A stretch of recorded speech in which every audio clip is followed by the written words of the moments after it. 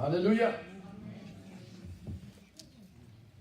Avant de rentrer dans le message, je voudrais juste faire une page de publicité parce que j'ai lancé une promotion, je ne sais pas si vous avez vu sur les réseaux sociaux. J'ai un livre qui est sorti en juillet en version papier, mais il est sorti aussi en version e-book, en version électronique. Donc il est en téléchargement, il est gratuit jusqu'à ce soir. Donc ce que je voudrais, c'est que vous puissiez tous en profiter et faire profiter les autres. Donc l'information, elle est là, elle est en ligne aussi en direct. Donc là, même si vous avez votre appareil, connectez-vous s'il vous plaît sur Facebook, Pierre, Emmanuel, Jean, partagez la page. Comme ça va permettre, tous ceux qui sont en ligne aussi, vous pouvez télécharger le livre gratuit jusqu'à aujourd'hui sur Amazon. Donc ça serait super. Si vous m'aimez, si vous voulez m'aider, recevez le livre gratuit. Mais c'est vrai, ça va m'aider. Ça m'aide à pousser, à développer, à faire passer le message. Parce que ce livre est une bombe. Je vous garantis, je lis pas mal de livres. Hein. Et je l'ai écrit, je l'ai oublié pendant quelques mois. Quand j'ai commencé à le relire,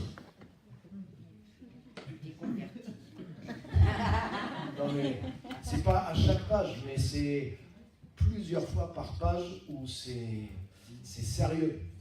Il y a vraiment il y a du contenu, il y a du vérité, des vérités dedans, c'est du lourd. Franchement, j'aurais pas écrit ce livre-là, il serait en vente à 100 €, je l'achèterais. Non, c'est ce que je crois vraiment, je dis ce que je pense. Hein. Il serait en vente à 100 €, je l'achèterais. Les vérités qu'il y a dedans, j'aurais aimé les avoir plus jeunes. Alléluia! Donc que Dieu vous bénisse. Donc merci de partager l'information et d'en faire profiter un maximum de monde. Amen. Maintenant, il me reste peu de temps, mais je vais essayer de vous emmener dans la parole de Dieu le plus loin possible. Vous êtes prêts? Donc j'ai besoin de votre concentration. Est-ce que vous êtes vraiment avec moi? Amen. Est-ce que vous avez suivi les épisodes précédents? Aujourd'hui, c'est la mode des séries. Donc là, on est dans Tu ne sais pas qui tu es, saison 1. Épisode 3. Donc bienvenue à l'épisode 3. Et aujourd'hui, l'épisode 3, c'est voir dans le miroir de Dieu. Voir dans le miroir de Dieu. Alléluia. Je veux vous montrer quelque chose. Dieu a un miroir. Et Dieu a mis un certain miroir à notre disposition. Et si vous savez utiliser ce miroir, votre vie changera. En tant que chrétien, en tant que non-chrétien, en tant qu'être humain, si tu sais utiliser le miroir de Dieu, ta vie changera. Et je voudrais vous montrer qu'il y a un pouvoir magique. Dieu a un miroir magique. Vous connaissez toutes les histoires pour vos enfants où il y a des miroirs magiques. Mais le miroir de Dieu est un miroir, pour ne pas employer un mot controversé, mais un miroir surnaturel en tout cas, qui a un pouvoir divin pour te changer et pour te transformer. Alléluia. Est-ce que vous êtes prêts? Amen. On va juste prier, on va remettre ce moment sous l'onction du Saint-Esprit pour que le Saint-Esprit nous parle. Parce que là, j'ai besoin de l'aide du Saint-Esprit pour que vous puissiez capter ce concept-là. Alléluia. Seigneur, merci pour l'Église, merci pour chaque personne qui est ici, pour ceux qui écoutent en ligne aussi, je te rends grâce. Et je te demande de vraiment bénir cette parole, je te demande de l'appuyer et de la révéler pour que nous puissions saisir ces choses et être capables de les utiliser avec nous. Ouvre notre esprit. Seigneur, ne parlons pas de choses, et je ne veux pas parler de choses simplement humaines, ou même que l'intelligence seule peut saisir, mais je veux parler de choses qui existent vraiment dans le monde spirituel et qui sont puissantes et qui changent nos vies, qui nous permettent de progresser. Révèle-les, mets-les, ouvre nos yeux pour que nous puissions utiliser ce que tu as mis à notre disposition, Jésus-Christ. Merci pour ton amour, merci pour tout ce que tu fais. Bénis cette assemblée, bénis ce culte, bénis cette parole dans nos cœurs. Nous voulons apprendre et recevoir cette parole avec un cœur humble et avec l'assistance de ton Saint-Esprit. Et si tu es d'accord avec ça, donc tu dises au Seigneur un grand Amen. Amen. Amen. Et qu'on acclame le nom de Jésus de tout notre cœur. Alléluia.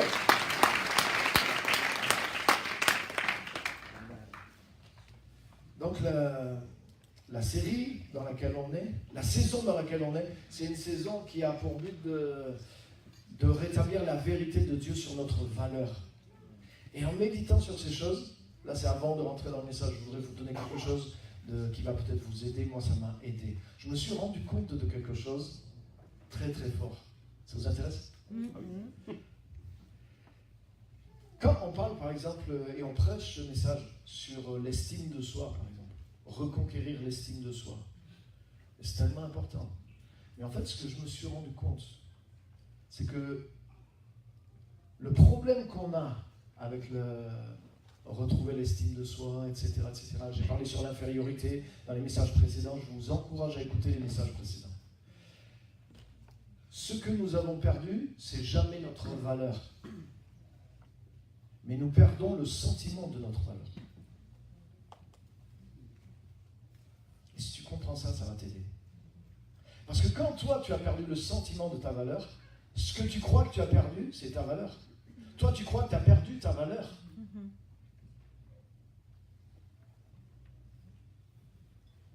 Vous voyez ce que je veux dire?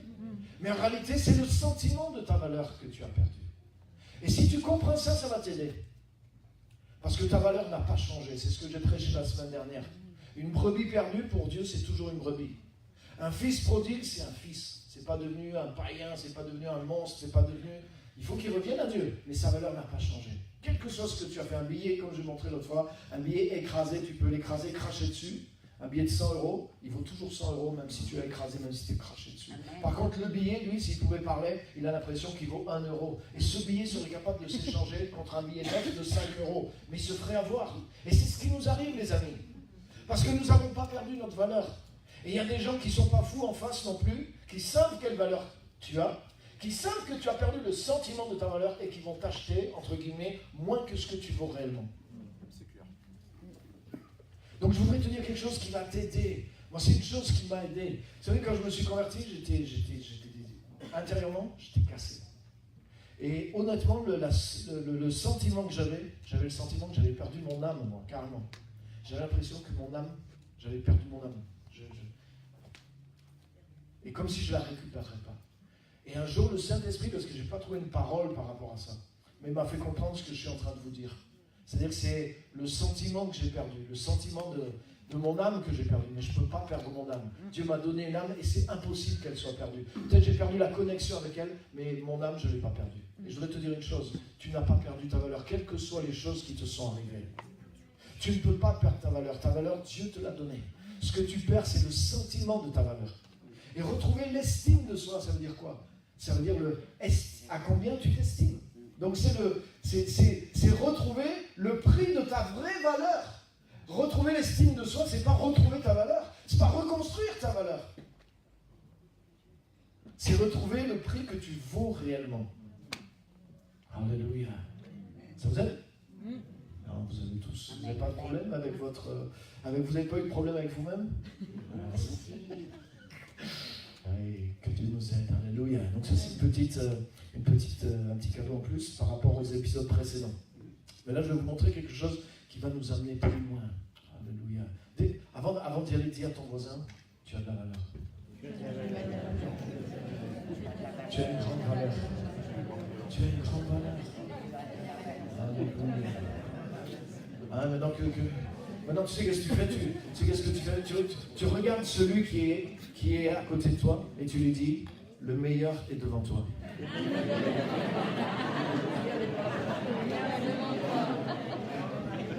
Le meilleur est devant toi.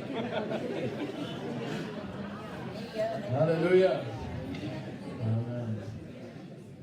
Ah, ça fait du bien parce que ça au travail, on ne te l'a pas dit pendant toute la semaine.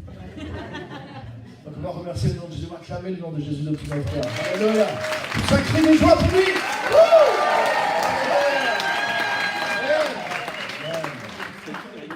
Amen. Il nous aime, il est extraordinaire. Je suis sûr que la plupart d'entre nous, vous avez des miroirs chez vous. Il y a des dames, quand elles rentrent, tu sais tout de suite qu'elles ont un miroir, quoi, parce que quand elles arrivent, ça en jette. Donc tu dis, waouh, c'est sûr que le miroir a travaillé ce matin, le miroir a chauffé là. Parce qu'elles sont arrivées, elles sont au top du top du top du top. Et c'est beau. Le miroir, qu'est-ce qu'il fait? Le miroir me dit qui je suis physiquement. Entre guillemets. Hein? Le miroir me montre, il reflète ce que je suis physiquement. comme des fois, je ne suis pas toujours satisfait de ce que le miroir me dit, j'y apporte quelques corrections. Il existe des miroirs grossissants. Il n'y a pas des miroirs maigrissants, je ne crois pas que ça existe. Vous en avez? Non, déformants. Ouais. Dans les cabines d'essayage, ils ont toujours demandé c'est vrai? que tu es plus mince que ce que tu c'est pour acheter. Aïe, aïe, aïe. Ils ont compris. Hein? Donc le miroir amaigrissant, quoi. Qui te prophétise ton futur. Voilà comment tu vas devenir. Non, je ne connaissais pas, tu vois. Je connaissais le miroir grossissant, moi, tu vois. Mais il y a le miroir déformant aussi.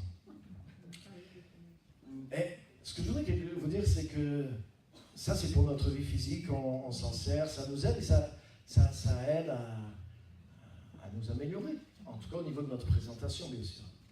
Mais seul Dieu détient le miroir qui permet de savoir vraiment qui tu es intérieurement. Parce que tu es invisible.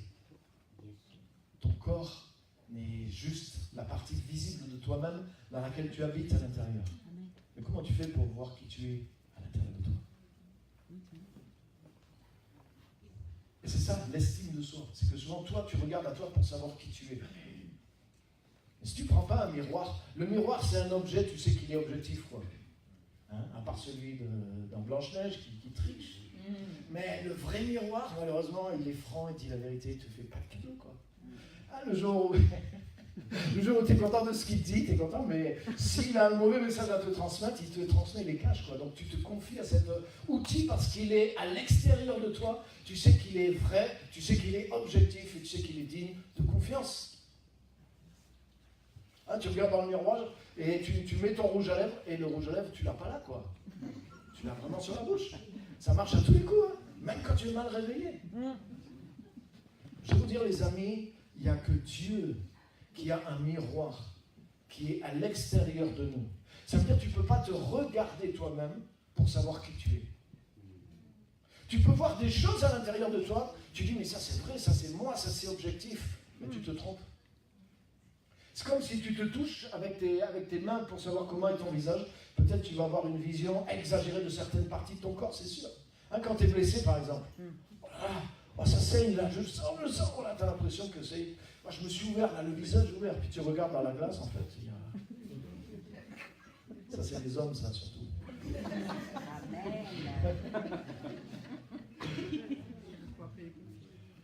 Amen. Mais Dieu a le vrai miroir. Ce miroir, il est dans la lettre de Jacques, chapitre 1, versets 23 et 24. Jacques, chapitre 1, verset 23.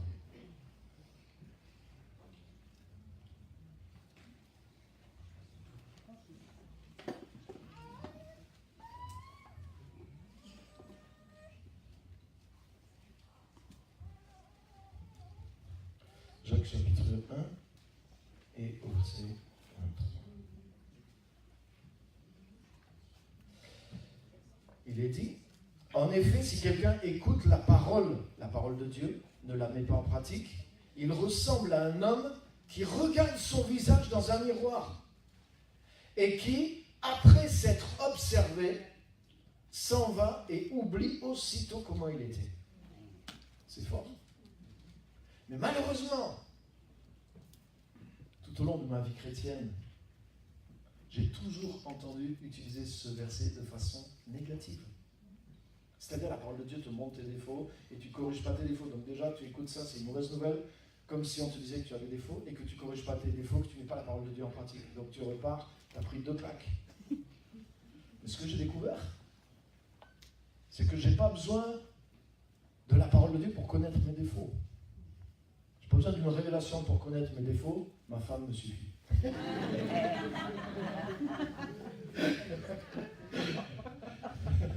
Non, c'est pas vrai. Moi-même, c'est bien aussi. Moi-même, je me suffis. Hein. Si je vois un peu comment, si je ferme pas trop les yeux sur moi, voilà. Mais j'ai besoin de la parole de Dieu, pourquoi? Pour découvrir des choses que je ne vois pas. La parole de Dieu est là pour révéler des choses. Et ce que j'ai découvert, c'est que le miroir de Dieu, quand tu es rentré en Jésus-Christ, le miroir de Dieu te révèle sur toi-même des choses que tu ne connais pas et que tu ne peux pas voir en toi. De la même façon que tu as besoin d'un objet objectif à l'extérieur de toi pour te connaître, tu as besoin d'une parole de Dieu qui soit révélée pour te montrer qui tu es devenu en Jésus-Christ. Parce que si quelqu'un est en Jésus-Christ, il est une nouvelle création. Et ce n'est pas juste parce que tu l'expérimentes qu'il faut commencer de le croire. Parce que ça, c'est que de tout petits progrès. C'est-à-dire, ah oui, j'expérimente ça dans ma vie, je suis né de nouveau, et il m'arrive ça, maintenant je me suis rendu compte que quand je prie pour les malades sont guéris. Waouh! Mais ce n'est pas tous les chrétiens qui essaient de guérir les malades et qui voient que les malades sont guéris, qui commencent à croire qu'ils peuvent guérir les malades. Par contre, tous les chrétiens qui lisent l'évangile et qui lisent Marc chapitre 16, par exemple, Jésus dit, voici les signes qui accompagneront ceux qui auront cru. En mon nom, ils imposeront les mains aux malades et les malades seront guéris. Donc la parole de Dieu te montre qu'en tant qu'enfant de Dieu, né de nouveau, qui croit, qui marche avec Dieu, tu peux imposer les mains aux malades et que les malades sont guéris. Ça, c'est le miroir de Dieu qui te dit ce que tu es capable de faire. Tu es enfant de Dieu, tu es comme ça et tu peux faire ça. C'est écrit. Donc tu veux croire dans toi. Peut-être tu dis, mais je ne sens pas le pouvoir. Mais c'est pareil, quand tu es devant ton miroir, on ne te demande pas de sentir, on te demande regarde ce qui est dedans et agis par rapport à ce que... Fais ce que le miroir te dit, point. Sois pas plus malin que ton miroir. Et d'ailleurs, tu le sais. Tu sais que ton mal... Sinon, tu ne ferais rien le matin. Tu regardes le miroir, encore. Pourquoi tu me racontes des histoires? Tu vois bien que je suis nickel. Miroir, pourquoi tu essaies de dire que j'ai besoin de me coiffer, de me laver, de me maquiller? Mais non, je suis nickel. Non, tu crois dans ton miroir, non? Et tu obéis. Tu sais que... tu dis la vérité. Donc tu ne peux pas te fier uniquement sur ce que tu expérimentes en tant que chrétien pour commencer à y croire. Tu dois découvrir, avec l'aide du Saint-Esprit, de la parole de Dieu, ce que l'Esprit te montre de toi-même. Alléluia. Sinon, tu ne peux pas savoir qui tu es. Et tu ne peux pas savoir ce que tu peux faire. Amen. Je voudrais vous dire ceci, le miroir de Dieu, comme un vrai miroir. Un miroir, ça révèle. Le miroir de Dieu, il révèle des choses que tu ne peux pas voir autrement. On va lire dans 2 Corinthiens chapitre 3 et au verset 18. C'est là que la Bible nous parle du miroir aussi. On a vu dans Jacques 1. Maintenant, on va aller dans 2 Corinthiens chapitre 3.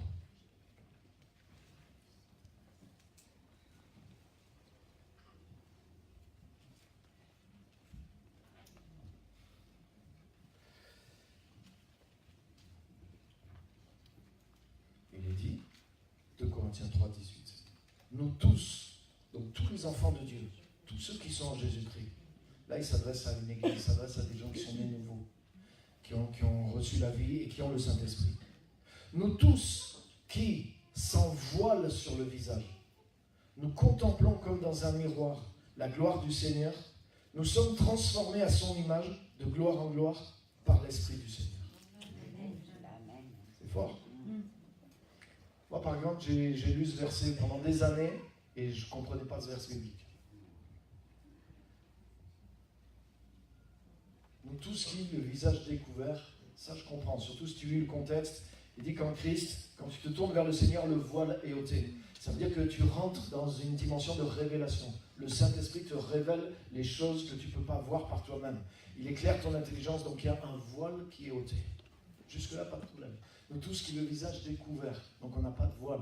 Le fait d'être en Christ, ça enlève le voile qui est sur toi. Et ça permet d'être dans une dimension de révélation avec Dieu. Tu peux voir, tu peux comprendre, tu peux connaître. Donc nous tous qui le visage découvert. Ça veut dire que la révélation, ce n'est pas le domaine juste de certaines personnes. C'est le domaine que Jésus-Christ a payé pour chaque enfant de Dieu. Donc tu as accès au domaine de la révélation en tant qu'enfant de Dieu, normalement constitué. Nous tous qui le visage dévoilé. Moi je me dis Amen. Parce que c'est une bonne nouvelle.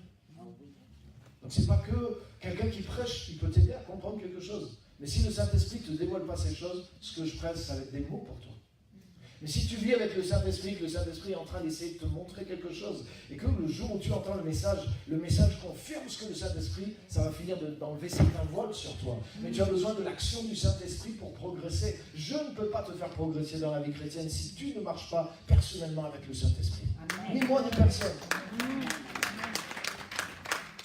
Donc nous tous, qui le visage découvert, nous contemplons, et c'est là que je ne comprenais pas, nous contemplons comme dans un miroir la gloire du Seigneur. Et moi, pour moi, ce miroir, c'était comme une sorte de rétroviseur, quoi. Tu vois, je me disais, c'est comme, on ne peut pas voir Dieu directement, alors peut-être on a une espèce de miroir, et tu vois, je regarde dans mon miroir, et de côté, ding, ding, ça renvoie, et j'arrive à voir le Seigneur. Parce que dans 1 Corinthiens 13, où il dit, oui, nous voyons d'une manière obscure, au travers d'un miroir, nous ne connaissons pas parfaitement. Donc comme ça parle encore de miroir, je me suis dit, ouais, ça doit être ça. Mais pourquoi Dieu... C'est bizarre, quoi. Pourquoi on a un miroir, on est obligé de regarder Dieu au travers d'un miroir? Donc jusque-là, je gardais cette explication, mais au fond, je n'étais pas satisfait. Je ne sais pas si c'était comme ça, toi, des fois. Moi, quand j'ai la Bible, j'aime bien la comprendre, quoi, parce que c'est un peu le but pour lequel je l'ai lu, en fait. Un des chrétiens, il pense qu'il faut lire la Bible. Ok, j'ai lu la Bible. C'est bon, je suis immunisé, quoi. J'ai pris un vaccin. Mais tu as lu quoi? Ah, je sais pas, j'ai lu un chapitre. Qu'est-ce que tu as compris? Non, j'ai lu un chapitre, quoi. Des fois, tu lis la Bible par superstition.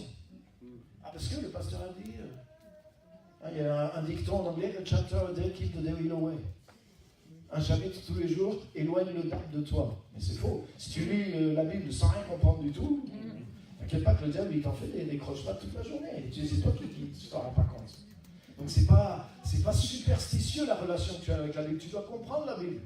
Donc moi, quand je ne comprends pas pleinement, je ne suis pas satisfait. Mais des fois, ça met des années à se débloquer. Et donc je me suis contenté de cette version. Je dis, bon, au travers d'un miroir, j'ai une espèce de miroir pour voir un peu Dieu, de flou. Bon, en tout cas, j'ai une dimension de révélation qui n'est pas directe avec lui, etc. Puis un jour... je suis rentré moi-même dans les principes, j'ai compris ce que c'était le miroir de Dieu, et puis un jour, en vivant à force de le vivre, et j'ai relu ce passage, je dis, ah, mais je comprends ce qui est écrit là, c'est simple. Parce qu'en fait, dans un miroir, c'est pas Dieu que tu regardes, c'est toi que tu regardes.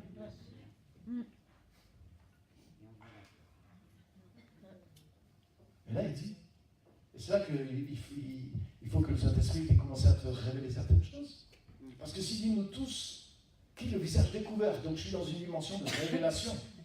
Amen. Et je contemple sans voile la gloire du Seigneur comme dans un miroir. Yes. C'est nous. Ça veut dire que ce que Dieu me montre de moi, il y a la gloire de Dieu dessus. Amen. Wow, c'est beau ça.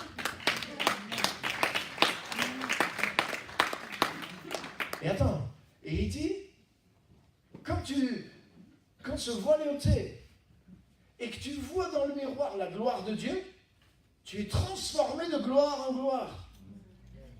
Donc c'est un miroir qui fait l'inverse du miroir naturel. Le miroir naturel, tu te vois tel que tu es, et c'est toi qui te corrige. Et le miroir, il fait que refléter ce que tu es. Si tu veux rester comme tu es brut, le miroir te renvoie toujours la même image. Si tu corriges ce que tu es, le miroir te renvoie l'image corrigée. Mais le miroir de Dieu, c'est pas ça. Tu viens tel que tu es, mais avec le Saint-Esprit. Et Dieu te montre son miroir. Et il te montre qui tu es, mais pas de la manière dont tu penses que tu es. Et quand tu vois ça, tu deviens ce que tu as vu. Amen.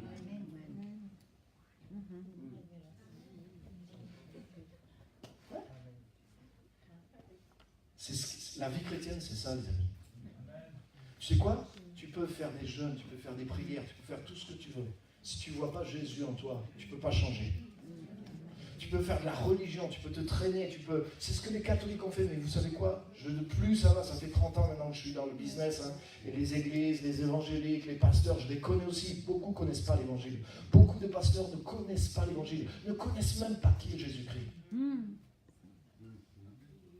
Je te dis, c'est la vérité. Et en fait, ils ont recréé une religiosité évangélique. Et pourquoi beaucoup de pasteurs ils gardent une telle distance de leurs gens? Parce que si tu es près d'eux, tu dois gratter, tu vas dire, mais où est Jésus dedans? Où est vraiment Jésus dans la vie de cette personne? Donc je ne veux pas jeter de la suspicion contre tous les pasteurs. C'est pas mon but. Mais il ne faut pas non plus être crédule avec n'importe qui parce qu'il s'appelle pasteur. Ah. Tu as du discernement. Et ce que je voudrais te dire, mon ami, c'est que ce n'est pas en pratiquant la religiosité à haute dose que tu vas devenir comme Jésus. C'est en voyant ce que Jésus a fait pour toi. Comment je me suis converti? Comment j'ai cru que j'étais pardonné? Parce que j'ai vu ce que Jésus a fait pour moi à la croix. Le jour où j'ai compris qu'à cause du sang de Jésus, je pouvais être pardonné et réconcilié avec Dieu, quand je l'ai vu, quand j'ai vu que je pouvais être ça, parce que c'est écrit, ça m'est arrivé. Autrement dit, quand j'ai vu dans le miroir ce que Dieu avait fait et rendu possible de moi en Christ, quand j'ai vu, en Christ, au travers de ce que Jésus a fait, mais je suis cet enfant de Dieu. Je peux être pardonné à tous ceux qui l'ont reçu. Il a donné le pouvoir de devenir enfant de Dieu. C'est écrit noir sur blanc dans la parole qui est le miroir. Donc si je crois ça, je peux devenir cet enfant de Dieu, je peux être pardonné. Si je reçois Jésus, si je suis lavé dans son sang, je deviens enfant de Dieu. Peu importe ce que les hommes, le diable ou moi-même peut en dire. Alléluia! Donc c'est quoi? Beaucoup de chrétiens, ils se convertissent avec le miroir de Dieu, puis ensuite ils jettent ce miroir. Parce qu'ils n'ont pas compris ce que c'était. Et on leur dit maintenant, allez, rampe, sanctifie-toi, traîne-toi, fais ceci, fais cela. Sinon tu ne pourras jamais plaire à Dieu, tu ne pourras jamais devenir comme Dieu. Et on te met dans la religiosité. Moi, on me l'a fait. Mais tu sais quoi, pendant des années, je n'ai pas avancé d'un centimètre. Alors que quand je me suis converti, que je connaissais ni pasteur ni église, j'ai fait des kilomètres en quelques mois alors que j'étais ignorant, que je ne lisais même pas la Bible et que j'avais l'Esprit de Dieu sur moi. Comment c'est possible? Amen. Au fil des années, tu sais quoi, j'écoutais ce qu'on me disait, mais d'un autre côté, j'avais mon bureau secret et j'ai pioché moi-même, j'ai cherché Dieu. Je ne peux pas te dire le nombre d'heures, parce que moi-même, je ne le sais pas. Mais si je cumule toutes les heures que j'ai priées, c'est des années. Si je cumule même les heures où j'ai jeûné et prié, c'est des années. Donc je ne dis pas ça pour me glorifier. Bon, un petit peu quand même.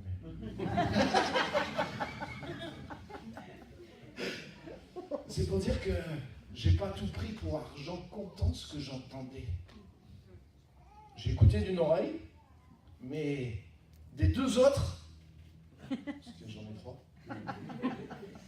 j'ai plongé dans la parole de Dieu, je me suis mis dans la présence de Dieu, je veux que Dieu me parle. Et je suis toujours dans cette attitude-là depuis ma conversion. Amen. Parce que Dieu, tu ne peux pas le connaître, le saisir d'une manière entière. Tu dois l'explorer. Tu dois continuer de le découvrir. Et tu dois continuer d'utiliser les choses que Dieu t'a données. Petit à petit, je me suis rendu compte qu'il y avait un décalage entre ce que la Bible enseignait, ce que le Saint-Esprit faisait réellement, et des choses que j'entendais. Et j'ai commencé à m'attacher de plus en plus au Saint-Esprit, à la parole, etc. Et un jour, je me suis dit, mais ce miroir, j'utilise plus ce miroir. Il y a un miroir. Au début, je ne savais pas, j'utilisais ce miroir et j'étais transformé comme Jésus. Et j'ai commencé à réutiliser le miroir de Dieu. Alléluia. Si tu vois Jésus, tu deviens comme lui. Et si par la parole et l'Esprit de Dieu, tu vois ce que Jésus a fait de toi, c'est ce que tu deviens. Tu dois le croire. Tu dois le saisir par la révélation. Alléluia. Ça, c'est la vie du Saint-Esprit. Et nous sommes transformés, nous tous, qui le visage découvert, contemplons comme dans un miroir la gloire du Seigneur. Déjà, il y a tout, je vais te dire une chose, tout chrétien religieux, catholique, évangélique, pentecôtiste, peu importe, mets-lui l'étiquette ce que tu veux, mais qui est dans un esprit religieux. Il ne croit pas qu'en se voyant lui-même, il voit la gloire de Dieu. Aucune personne religieuse croit ça. Il dit non, c'est pas possible, je suis trop mauvais. Non. La gloire de Dieu, c'est Jésus, mais c'est pas moi. Mais rappelez-vous le premier épisode de la série. Déjà, l'homme, tout être humain sur terre a l'image de Dieu en lui déjà. L'image, et c'est même Paul qui le dit. Il dit par exemple, l'homme ne doit pas se couvrir la tête parce que l'homme, il est l'image et la gloire de Dieu. Il parle d'une manière en général sur l'humanité. Mais comment ça se fait que nous, en tant que chrétiens, on n'a pas absorbé déjà les idées de base? C'est pas étonnant, après, quand le Saint-Esprit essaie de dire, si tu te vois comme Dieu te voit, il y a la gloire de Dieu à l'intérieur de toi. C'est comme quand Jésus est venu vers Pierre et il lui a dit, Pierre, je vais te laver les pieds. Pierre a dit, non. Jamais. Moi, toi, Seigneur, tu me laverais les pieds à moi? Certainement pas. Moi, je te laverai les pieds, mais toi, jamais tu me laveras les pieds. Non. je suis trop religieux en réalité pour ça. C'est pas possible. Il y a quelque chose en moi qui est impossible. C'est impossible. La manière dont je pense ce que je suis, je ne peux pas laisser Jésus faire ça.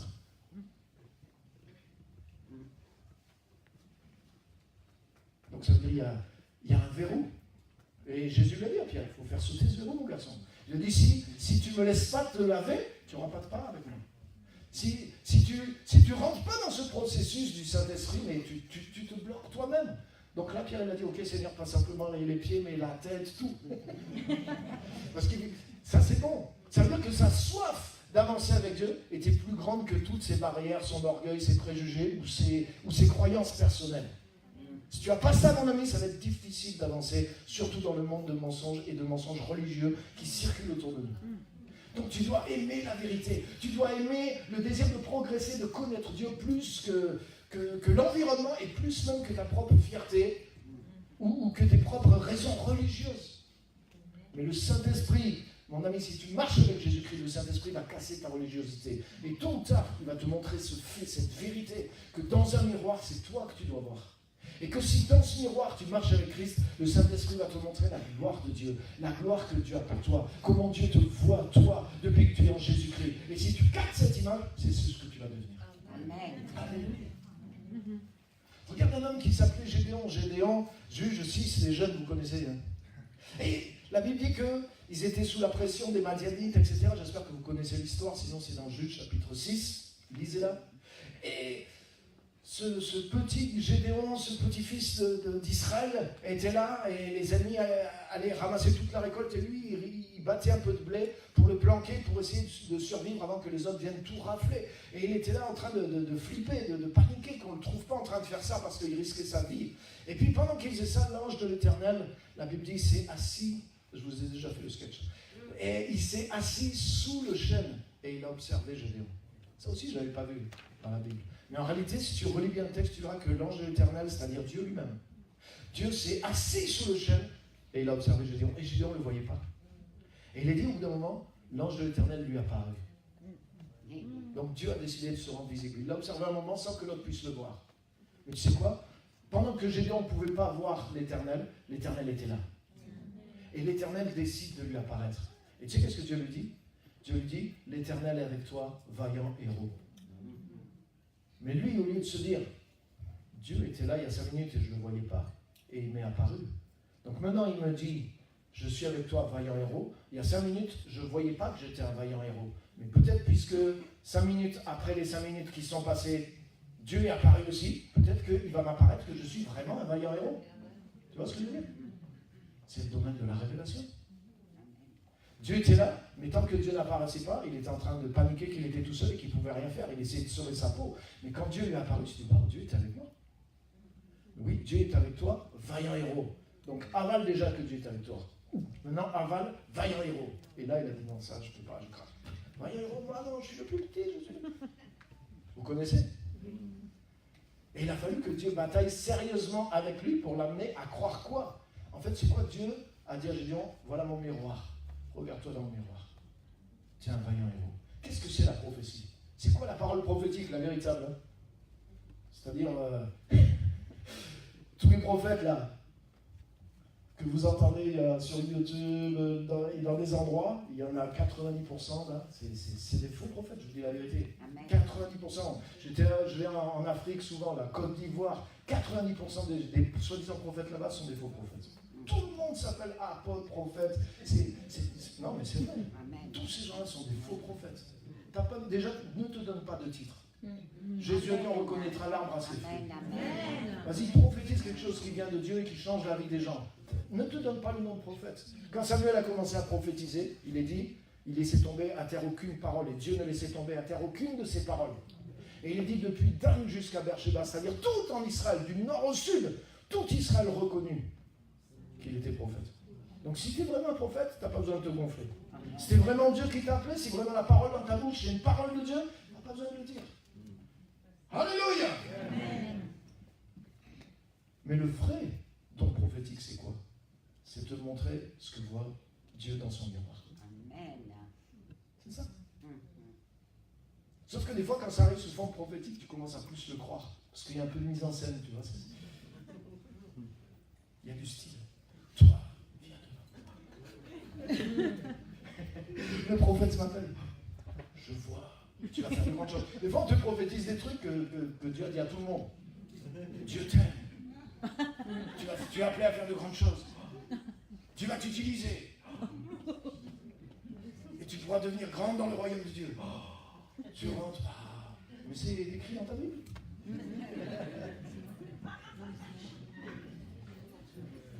Hein? Tu vas parler. Mais pourquoi tu n'utilises pas la Bible? La Bible est le miroir de Dieu. Donc le don prophétique, c'est pour te montrer des détails qui ne sont pas dans la parole. Le don prophétique, c'est pour t'amener dans quelque chose d'un peu plus loin encore. Mais déjà, ça voudrait dire que tu sais qui tu es par la parole. Déjà, utilise, c'est la touche finale à ton maquillage, le don de prophétie. Mais déjà, ça veut dire que dans la parole, tu as regardé. Quand tu as pris tout ce qui est dans la parole, quand tu t'es approprié tout ce qui est dans la parole, et que tu es transformé de gloire en gloire par la parole, et que malgré tout ça, il y a encore des trous noirs, des choses que tu ne vois pas, et tu cries, Seigneur, aide-moi, j'ai besoin d'aller de l'autre côté, mais malgré mes études, malgré mon jeûne, malgré ma prière, je ne vois pas l'issue de l'autre côté. Là, Dieu t'envoie une parole prophétique. Il te dit, voilà, ce que tu n'arrives pas à voir, c'est ça. Et, je m'en doutais. Merci Seigneur. Ça, c'est le bon usage de la bonne parole prophétique. Que celui qui a des oreilles. Merci Jésus. Et tu dois déjà utiliser le miroir de Dieu. Quand Dieu a montré à Gédéon qui il était, Gédéon a mis plusieurs temps à commencer à croire. Mais quand il a commencé à regarder, quand Gédéon a commencé à accepter ce que Dieu lui disait, il l'est devenu instantanément. Instantanément. Par exemple, Dieu l'a dit, c'est toi qui vas être le chef d'Israël. Il a dit, non, c'est pas possible. Moi, je suis rien. Je n'ai pas d'ascendant, je n'ai pas de formation, je n'ai pas de diplôme, je n'ai pas de titre. Je ne peux pas. Mais quand il a commencé à le croire, parce que Dieu voyait ça, il a dit, il s'est levé pour le faire. Il a commencé à croire et obéir. Il dit, l'Esprit de Dieu a commencé à le revêtir. Il a dit, il a pris du chauffard, la trompette là. Pas mal, hein? Et quand il a mis un coup de chauffard, il a dit que tout le peuple d'Israël s'est levé et l'a suivi comme un seul homme. Comment il a fait pour devenir? Mais personne ne le connaissait. Mais il s'est levé avec l'onction. Et en fait, ce que Dieu avait dit de lui était en lui, était sur lui. Et il n'a pas besoin de rien prouver à personne. Il s'est levé avec l'Esprit de Dieu, il a sonné le rassemblement, tout le monde l'a suivi. Tout le monde a dit c'est lui. On le suit, on y va. Et ils ont massacré les autres. Alléluia. Quand on fait l'école de leader clandestiné. Dieu, tu peux être un leader, tu peux être... non. Tu sais quoi? Même pour moi, être un leader, aujourd'hui, avec ce que je comprends avec la parole de Dieu, un leader de cellule, c'est le miroir, mais c'est le miroir de poche de Dieu. C'est juste un petit truc vite fait déjà. Ça veut dire que tu n'as rien, mais c'est le minimum. Amen. Dieu veut vraiment faire que... Vous savez ce que dit la Bible? La Bible dit que la création entière, elle attend, elle soupire les douleurs de l'enfancement, elle gémit. Elle attend quoi? Le renouveau écologique de nos gouvernements. C'est pas ça? Elle attend le changement du président de la République française. C'est pas ça? Elle attend que la jet set ou l'Union européenne s'unisse avec l'Union des pays africains, des pays asiatiques, et que là, les gouvernements mondiaux amènent enfin une solution sur la planète. C'est ça? Non. Donc la solution, elle est dans les mains de qui, d'après la parole de Dieu? Elle est dans les mains des enfants de Dieu. La Bible dit que la création, elle soupire et elle gémit, et elle attend quoi? Elle attend la révélation. La révélation des fils de Dieu, c'est écrit, pour avoir part à la gloire. Ça veut dire quoi? Ça veut dire que la gloire de Dieu, elle est déjà dans les fils de Dieu. Sauf qu'eux-mêmes ne la voient pas. C'est le miroir de Dieu dont tu as besoin. Tu sais quoi, dans l'église, souvent, au lieu de te montrer le miroir de Dieu, une fois que tu es converti, on te montre, attention, tu es chrétien, mais péché en toi. Attention, le vieil homme, hein, moi on me l'a dit, hein, dès que j'ai été baptisé, on m'a dit, fais gaffe, hein, le vieil homme, il sait nager.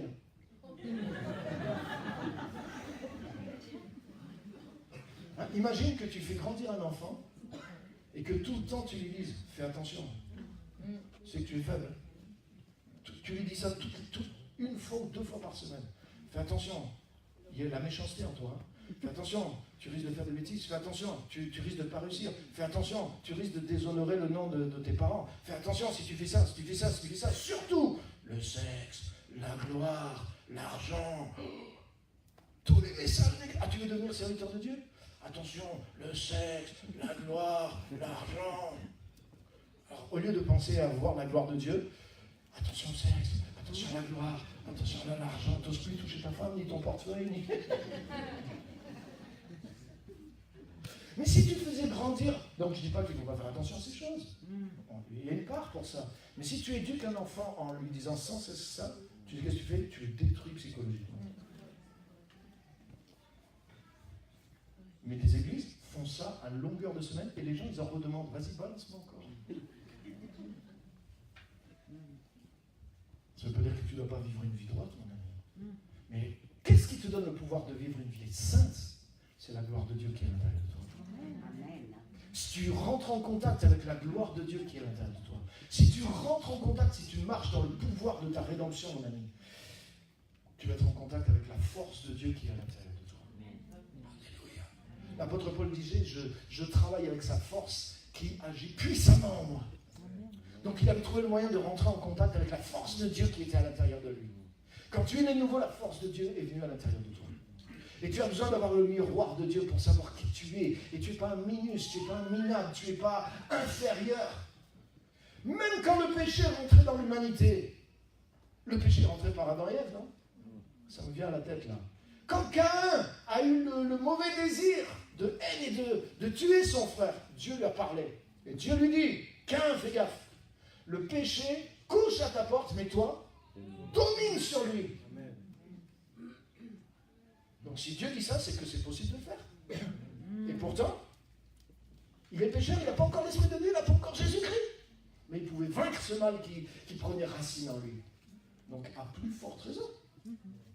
Nous qui sommes en Christ, nous qui avons l'Esprit de Dieu, nous qui sommes passionnés, nous qui... Le monde attend la révélation de la gloire des enfants de Dieu. Amen. Et ce qui va te révéler à tes propres yeux qui tu es et la gloire, c'est le miroir de Dieu. C'est l'onction du Saint-Esprit qui va prendre la parole de Dieu et qui va te montrer ce que tu es maintenant en Jésus-Christ. Je vais y venir sur une prochaine saison, un prochain épisode. Les maintenant de Dieu. Il y a plusieurs fois dans des versets de suite, ça dit autrefois vous étiez, maintenant vous êtes, et voilà votre avenir. Autrefois vous étiez, maintenant vous êtes, et voilà votre avenir. Amen. Alléluia. Et c'est pas le même évangile qu'on entend des fois. Je vais vous montrer juste quelque chose parce que mon heure est arrivée. 1 Jean chapitre 3 et verset 2. 1 Jean chapitre 3 verset 2. Mais vraiment, je crois que c'est le Seigneur qui a mis dans mon cœur d'aller doucement, parce que tout ce que je vous prêche là depuis 3 dimanches, je voulais tout prêcher dans un message. Et là, j'ai encore pour peut-être 2 ou 3 messages. Et en fait, des fois, je fais ça, je fais un Big Mac, quoi. En fait, je me rends compte que là, je vous donne steak par steak. Fromage par fromage. Step by step. Parce que je veux que ça pénètre en vous, je veux que ça change votre mentalité. Je veux que ça change ma mentalité. Parce qu'on lutte avec ces choses, les amis. On lutte avec l'infériorité, on lutte avec des choses que l'ennemi essaie de plaquer sur nous. Et s'il peut utiliser la religion, s'il peut utiliser des paroles de la Bible, s'il peut utiliser des gens qui prêchent pour le faire, il va le faire. Parce qu'il veut nous retenir en arrière. Parce qu'il sait, lui, il sait le potentiel qui est à l'intérieur de nous et nous avons besoin de le voir, nous aussi. 1 Jean, chapitre 3, verset 2. Regardez ce verset. Là aussi, bien-aimés, nous serons un jour. Il faut maintenant. Voilà, merci.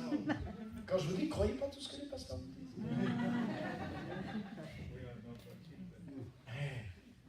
Bien-aimés, allez-y, dites-le avec moi. Nous sommes maintenant enfants de Dieu. Et ce que nous serons un jour n'a pas encore été. Amen. C'est du sérieux. Hein? Là, moi, je ne vois pas le chrétien faible, Attention, le vieil homme qui te rattrape à la nage, tout ça. Là. Je vois pas le même évangile là. Mais ça, c'est la parole de Dieu, non? Bien-aimé, je voudrais que tu aies l'amour pour la parole de Dieu. La parole de Dieu directe. Divise par 10 le temps que tu passes à écouter des messages sur YouTube et multiplie par 3 celui que tu passes à lire la Bible. Amen. Et au bout de 2 semaines, pèse-toi spirituellement. Tu vas voir la différence. Combien disent Amen? Amen. Merci. Combien vont le faire? Amen. Ok, c'est cool. On va voir ça dans 2 semaines, vous ramenez le résultat. Bien-aimés, nous sommes maintenant enfants de Dieu. Et ce que nous serons un jour n'a pas encore été révélé. Regarde. Mais nous savons que lorsque Christ apparaîtra, nous serons semblables à lui. Pourquoi? Amen. On verra tel qu'il est. Parce que nous le verrons tel qu'il est. Attends. C'est quoi? Il y a un principe là. C'est-à-dire quand Jésus va revenir, on va devenir d'un seul coup comme lui. Pourquoi? Parce qu'on le verra tel qu'il est. Autrement dit, c'est ce que tu vois spirituellement qui te transforme. Si tu vois rien spirituellement, tu peux ramer tant que tu veux. Tu ne vois pas que ton bateau est attaché. Mais si tu vois la gloire de Dieu, quand tu te regardes même, quand tu vois ce que Jésus-Christ a fait de toi, qui Jésus-Christ est à l'intérieur de toi, tu deviens comme lui. Nous tous qui, le visage découvert, contemplons sans voile la gloire du Seigneur, nous sommes transformés de gloire en gloire par le Seigneur, l'Esprit. Pourquoi on t'encourage à méditer la parole de Dieu? Méditer la parole de Dieu, c'est passer du temps devant le miroir et dire, mais Dieu dit que je suis ça, Dieu dit que je suis ça, Dieu dit que je suis ça. Et d'un coup, tu commences à voir, ah mais Dieu, comme j'ai dit, vaillant héros, moi, vaillant héros, mais si, c'est moi. Dieu parle à moi. La Bible dit ça, mais c'est sûr, c'est pour moi. Là, il n'y a pas de doute théologique quand tu viens verser comme ça. Non? Bien-aimés, nous sommes maintenant enfants de Dieu. Et ce que nous serons n'a pas encore été révélé. Mais quand Christ apparaîtra, on le verra tel qu'il est. Et on deviendra comme lui parce qu'on le voit tel qu'il est. Plus tu vois Jésus-Christ avec la foi, plus tu vois ce que Jésus-Christ a fait de toi, plus tu deviens. C'est le moyen de grandir le plus rapide dans la vie chrétienne. C'est en utilisant le miroir de Dieu. Parce que Jésus-Christ a déjà accompli quelque chose de toi qui te dépasse même. Alléluia. Alléluia. La Bible dit, par exemple, j'ai trouvé les 3 S de ce que Dieu a fait de nous. Saint, sans défaut et sans reproche. Amen. C'est écrit. Mais honnêtement, je ne trouve pas un chrétien sur 1000 qui le croit vraiment.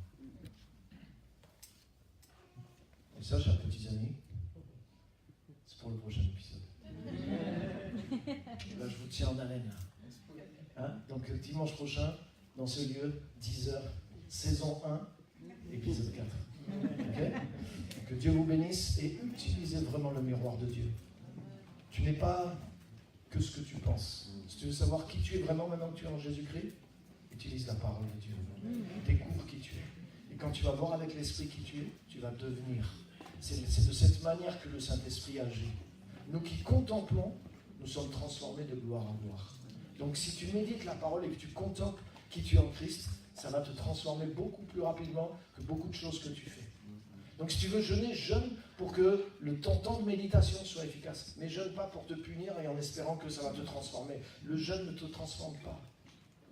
Le jeûne dispose ton âme pour que le Saint-Esprit puisse te parler. Mais si tu ne médites pas la parole de Dieu, tes jeûnes ne te transformeront pas, peut-être physiquement, mais pas spirituellement. Ah, physiquement, ça marche. Est-ce que vous êtes avec moi? Alléluia. Est-ce que vous avez saisi quelque chose ce matin?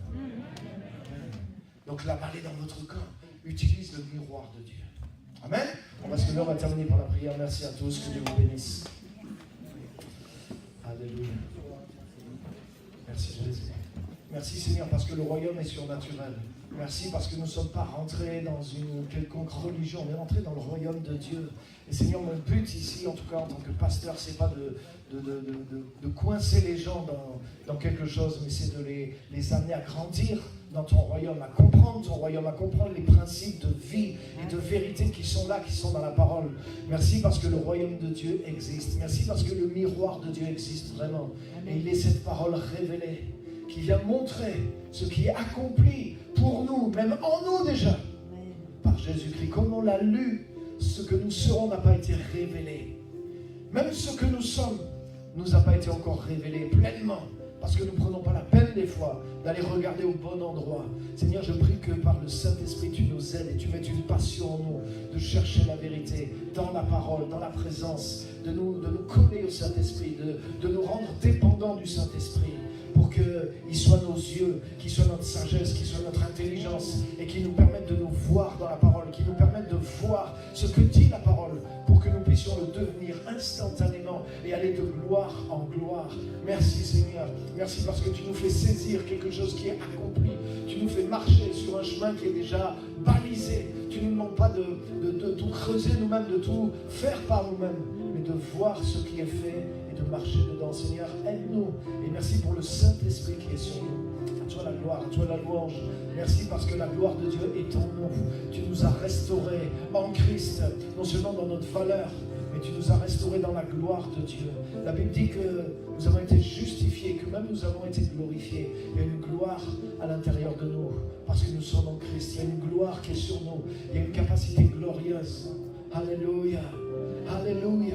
La création, son désir, c'est d'avoir part à la liberté de la gloire des enfants de Dieu. Cette gloire existe. Cette gloire a un pouvoir même sur la création. Nous ne pouvons pas nous voir comme les derniers, nous contenter d'être au bas dans tous les domaines.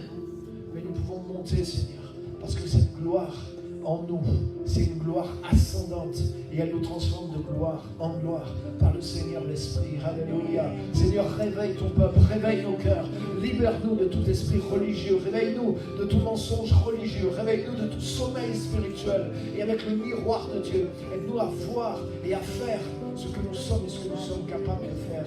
Révèle-nous ce potentiel et révèle-nous, Seigneur, à notre potentiel au nom puissant de Jésus. Merci pour l'Église qui est là. Merci pour le potentiel. Merci pour la valeur. Merci pour la gloire de Dieu, le dépôt qui est là dans chaque personne avec lequel nous pouvons faire des choses extraordinaires. Alléluia. Alléluia. Alléluia. Amen. À lui la gloire, à lui la louange. Est-ce qu'on peut lever nos voix et le remercier? Remercions-le, louons-le un instant. Et lève ta voix pour le retour, pour le remercier. Dis-lui merci pour cette gloire qui est à l'intérieur de toi et qui va t'aider à voir. Il va te montrer ces choses-là. Alléluia.